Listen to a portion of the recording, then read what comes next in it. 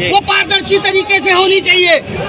अभी जेकेएसएसबी के पुराने अफसर सीबीआई की जांच के घेरे में हैं, लेकिन नए अफसरों को शर्म नहीं आई और उन्होंने उसके बावजूद एक ऐसी कंपनी जिसने पूरे भारतवर्ष में लाखों युवाओं को बेच दिया, लाखों युवाओं के पेपरों को बेच दिया, ऐसी कंपनी को जम्मू कश्मीर में पेपर लेने के लिए हायर किया गया। जब एस्पिरेंट्स ने उनके खिलाफ कोर्ट में लड़ाई लड़ी तो बड़े दुख के साथ कहना पड़ता है कि हमारी पूरी की पूरी सरकार युवाओं के साथ खड़े होने के बजाय उस चोर दागी कंपनी के साथ खड़ी हुई है। ये साफ तौर पर साबित करता है कि चाहे केंद्र सरकार है, चाहे एमपी प्रशासन है, ये खुद इस पेपर बेचने के गिरोह में शामिल है और इन युवाओं के साथ धोखाधड़ी कर रहे हैं। हम इनको चेताना चाहते हैं कि आज अगर 500 की तादाद में युवा है, अगर आप लोग अपनी चोरियों से बाज नहीं आए तो आने वाले दिनों में हजारों की तादाद में जम्मू कश्मीर की सड़कों पर युवाओं का संघर्ष होगा और आप इसके लिए जिम्मेदार होंगे।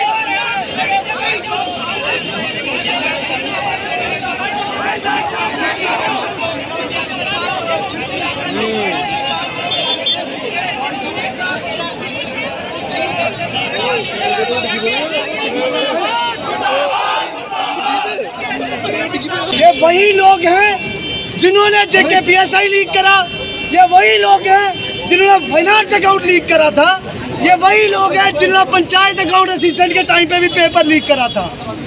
आज जब युवा बाहर निकलता है तो कहते हैं कि हमें क्या है, ये तो कोर्ट ने फैसला दिया है।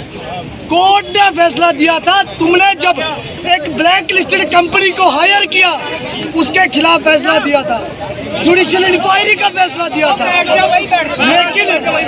लेकिन सरकार ने अगले ही दिन स्टे ऑर्डर लिया। स्टे ऑर्डर किस पे लिया? जुडिशियल इंक्वायरी पे। फेवर किसको करा? एक ब्लैक लिस्टेड कंपनी को। ब्लैक लिस्टेड कंपनी कौन? एपटेक, जिस कंपनी का हर एक पेपर फरवरी महीने में 8 जगह पे उसके एम्प्लॉइज के ऊपर FIR काटी गई। ये जो लोग थे, इसके सिटी हेड, सुपरवाइजर, ऐसे लोग शामिल थे। इससे पहले भी ये जब ब्लैक लिस्ट हुई थी जेकेएसएसबी में नहीं, ये यूपी में ब्लैक लिस्ट हुई थी।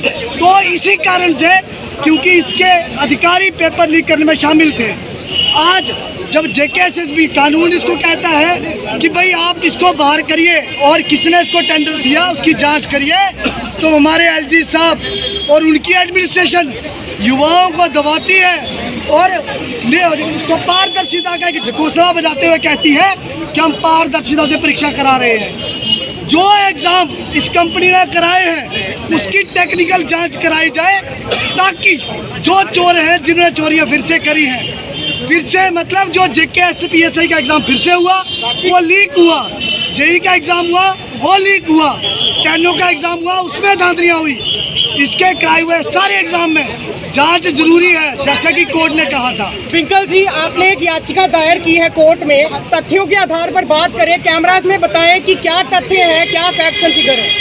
हमने कहा था कि इन्होंने फेवर किया है। जांच जो को ऑनरेबल सिंगल बेंच की जजमेंट थी वहाँ ये साबित हुआ।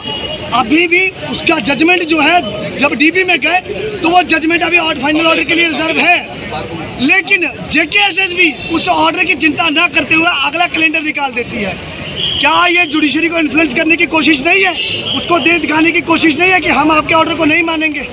इन्होंने पहला भी वैसा किया है। क्या ये सवाल जेकेएसएसबी किया जाएगा? ट्विंकल जी, क्या कहना चाहते हैं? क्या कोई तालमेल बैठ रहा है एपटेक और सरकार की इस कार्रवाई के बीच? बैठ रहा नहीं है, बैठ चुका है। सरकार उसको एपटेक को जेकेएसएसबी में डिफेंड कर रही है। सरकार के वकील कह रहे हैं ये कंपनी सही है, पहले ब्लैक लिस्ट थी।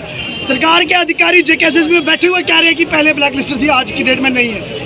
इसमें हम क्या रीज़न है कि बार बार एपटेक की एग्ज़ाम कंडक्ट करके और आप लोग बैठते क्यों एग्जाम्स में? जो आप बात करें बैठते क्यों हैं, बच्चों को टॉर्चर किया जाता है, बच्चों को बार बार, कोई बच्चा जो 5 साल के लिए सिर्फ इसलिए इंतज़ार कर रहा है कि पेपर हो, ये ढकोसले मारते हैं कि हमने 20,000 नौकरी दे दी, 30,000 दे दी। 5 साल से रिक्रूटमेंट, आज भी आप देखिए एग्ज़ाम कैलेंडर जो आया 2020 का नोटिफिकेशन है, जो कोरोना के टाइम पे नोटिफिकेशन आए थे वो उन्होंने खारिज कर दिए। इतना अगर ये झूठ कह रहे हैं सबके सामने हम जब परीक्षा में बैठने जाते इस बार जब हम गए थे, हमने देखा एक भी कंप्यूटर में जो है एंटीवायरस नहीं था। कंप्यूटर को हम बैक एंड में एक्सेस कर पा रहे थे, इसका सॉफ्टवेयर हैक हो सकता था। और वही केवी टीजीटी में, केवी पीजीटी में एप्टेक ही पेपर करा रही थी, उसमें सॉफ्टवेयर हैक हुआ। ले में जो वहाँ पे एडिशनल एसपी है, उन्होंने प्रेस कॉन्फ्रेंस में ये कहा था कि इनका सॉफ्टवेयर हैक हुआ था। विंकल जी, एक नामी व्यापारी का, जो कि हिंदुस्तान के एक बड़े व्यापारी हैं, उनका नाम सामने आ रहा है। क्या लगता है किसी तरीके की इलेक्ट्रल फंडिंग इसमें मौजूद हो सकती है? देखिए, ऐसी कंपनियां फंडिंग देती हैं। इन्होंने जो पिछली मैरी ट्रैक थी, उसने एक बड़ी कंपनी को 2013-14 में फंडिंग दी थी। उन्होंने फंडिंग दी थी, उसके बाद वो जम्मू कश्मीर में उसको टेंडर भी मिलता है। और उस समय केंद्र में जो सरकार थी उसके दिशा निर्देशों पे मिला या कैसे मिला, वो जांच का विषय है। इस कंपनी ने ऐसा कुछ करा है, ये भी जांच में ही सामने आएगा, जुडिशियल इंक्वायरी में सामने आएगा। फ्यूचर के साथ खेल रहा है। हमें भी 2-3 साल हो गए हैं घर बैठे बैठे। जिनकी एज हो रही है बच्चों की, वो कितनी देर से अपने घर बैठे हुए हैं, क्योंकि हमारी नौकरियां नहीं दी जा रही यहाँ पे। अगर नौकरियां देते हैं तो हमारी पोस्टर निकालते हैं और उसके बाद फिर ये कह देते हैं कि नहीं जी अभी हमारा स्कैम हो चुका है, ये अब लिस्ट टैप हो चुकी है। हम कितनी देर से हम पढ़ रहे हैं, कितनी देर से हम कितने लगातार हम पढ़े जा रहे हैं, मेहनत कर रहे हैं, लेकिन फिर भी आज भी हमें उसका फल नहीं मिल रहा है। 2-3 साल हो गए हैं, ये बोलते हैं फास्ट ट्रैक रिक्रूटमेंट है, हमने आपको नौकरियां देनी है, लेकिन वो नौकरियां कहाँ है? अभी तक हम इतना यूथ जो है यहाँ पे इकट्ठे हुआ है, लेकिन हमें आज तक एक भी नौकरी इन्होंने अभी तक नहीं दी। फिर भी ये कहते हैं कि नहीं जी हम आपको नौकरी दे रहे हैं। और ये एप्टेक जो ये कंपनी लेके आए हैं नौकरियां देने के लिए, उसको इतने स्कैम कर रही है, स्कैम पे स्कैम हो रहा है, लेकिन फिर भी आज भी एप्टेक को ही ये इन्होंने टेंडर क्यों दिया? हमें इसका जवाब चाहिए। हम लोग कब से पढ़ रहे हैं, कितनी देर तक हम पढ़ते रहेंगे, कितनी देर तक अपने पेरेंट्स से हम पैसे लेते रहेंगे? इनको भी हमारा देखना चाहिए। इतना यूथ है जिनकी उम्र हो रही है, उनका क्या? तो मतलब ये यूथ के लिए हमारे लिए क्या कर रहे हैं? सिर्फ ये बोलते हैं कि हाँ जी 30,000 रुपया, 30,000 नौकरी दे दी है, 20,000, 26,000, लेकिन आज तक हमें तो कोई नौकरी नहीं दिखाई दे रही है। बंदे लगाए, आज तो कोई बंदा नहीं है। ठीक है, हमने जेई का एग्जाम पिछला दिया था, वो भी स्क्रैप हो गया। अब आगे हम फिर से प्रिपरेशन कर रहे हैं, फिर से आगे जाके फिर से स्क्रैप हो जाएगा। उसका रिस्पॉन्सिबल कौन है? सिर्फ प्रिपरेशन करने के लिए ऐसे प्रिपेयर करते रहेंगे, एग्जाम का ये रिजल्ट कोई नहीं देंगे, उसके बाद स्क्रैप करते जाएंगे।